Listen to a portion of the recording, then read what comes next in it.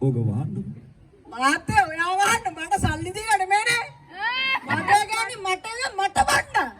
අම්මසට උදේම කියන්න. ගෑණි උඹ සල්ලි දෙන්න ඕනේ. එහෙම කතා වලට කාටවත් බෑ. හරි අපි පොඩ්ඩක් ඉතින් සමගියෙන් කතා කරමු ඉතින්. ඔයා ඉතින් ඔය මං ආසයිවත් එක්ක පොඩ්ඩක් කතා කරන්න. සමගිය කියන්නේ කොහමද? මගේ ගෑණි මෙහෙට ගෙන්නගෙන ඈ? තව එන්න කියනවා. ඒ ගෑණිට එන්න දෙන්නේ නැහැ උන්. අර කලොත් කවද ගෑණි කොටක් ගෙන්න.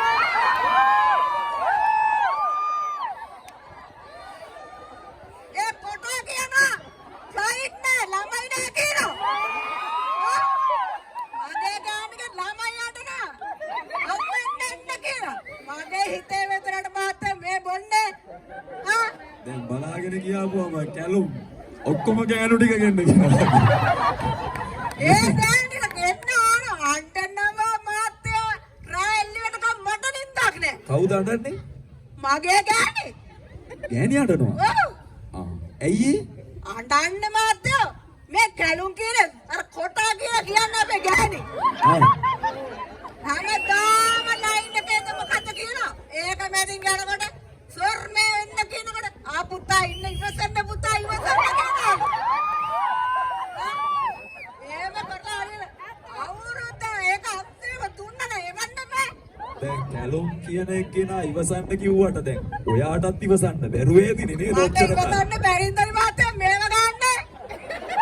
ආල පාලේවත් තියනවා. යන්න වඩන්න ගෑනියා මූණ දෙන්න ගෑනි මාතේ.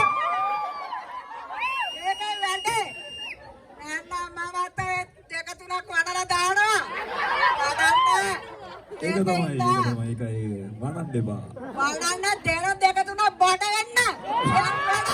ඒක නිසා මගේ ගෑණි නාදරයිනේ. කරුණාව කළා කොටෝ. මගේ ගෑණි පිළිහෙට රම්පා. චරයි කියන්නේ. ඔය සරණ පොඩ්ඩක් පාත් කරන්න. යටි අය ඔයාලට මොකක්ද පේනවද? යටින් පේනවනේ. මට චූමරක් තියෙනවා. ඔයා එක වාහනවනේ මාත්‍යා. ඒක නිසා. පොඩක් ඒවා දාන්න. නෑ මෙහෙමයි ඉතින් වයිප් රට වුණාට කමක් නෑ එයා ළඟදි මේ වයිප් එවන සල්ලි වලින් බොන්න එපා හරි නෑනේ. මාත්‍යා වඩ ගහන කිව්වා ඔබ බීලා හරි ඉඳපන් මං එනකන් කියලා. ඔව් ඉතින් වෙන මොකොත් නැති හින්දා බීලා හරි ඉන්න එක හොඳයි. ඔව් ඒ ගෑනි සතුටුයි ඒකේ. ඒක තමයි ඒක. මෙහෙම ගෑනි කියන්නේ නෑ කිව්වා. කොහෙද? මේ ගෑනි තයාලේ යන්නේ නෑ කිව්වා.